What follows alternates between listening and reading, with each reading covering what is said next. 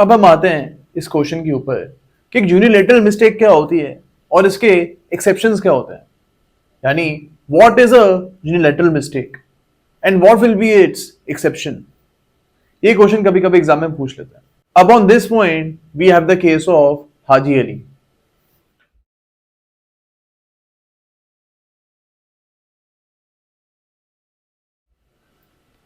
अब इस केस में क्या हुआ था, एक बंदे ने शिप बुक करी थी घर जाने के लिए। यानी इस केस में यही हुआ था कि एक बंदा जो था ये हज पे गया हुआ था और हज से घर वापस जाने के लिए इसको एक शिप बुक करनी थी। ओके, अब इस पर्सन ने एक डेट फिक्स कर ली, इसने for the return back, and उस दिन को इसने शिप बुक कर ली। लेकिन इस केस में होता क्या है कि इस बंदे ने हज कैलेंडर के अकॉर्डिंग इस शिप को बुक किया था। He book the ship in accordance with the Hajj calendar, but actually में जो शिप कंपनी थी वो ग्रिगोरियन कैलेंडर जो है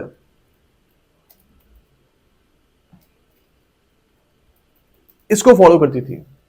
अब ये जो ग्रिगोरियन कैलेंडर है इसको हम लोग भी फॉलो करते हैं, यानी जो ब्रिटिश कैलेंडर होता है उसी को बोलते हैं ग्रिगोरियन कैलेंडर। ओके, अब इन दिस केस यहां पे ऑब्वियसली तो डिफरेंट डेट्स है।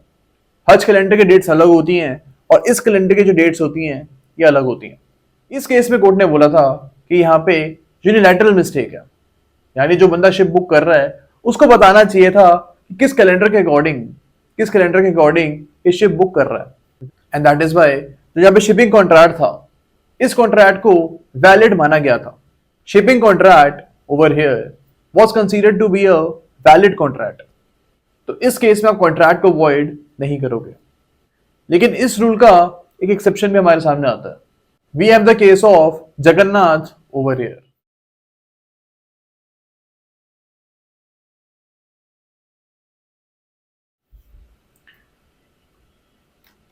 अब इस केस में क्या हुआ था, एक बंदा जो है for example A was a person,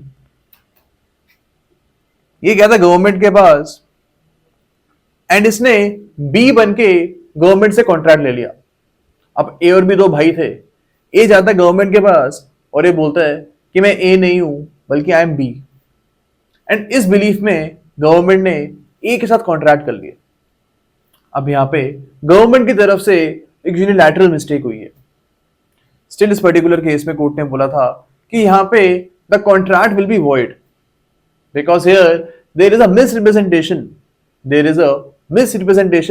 as regards to identity of a person. Misrepresentation as regards to the identity of a person, and that is why in this particular case the contract was held to be a void contract. Okay, तो ये exception आपको याद रखनी है।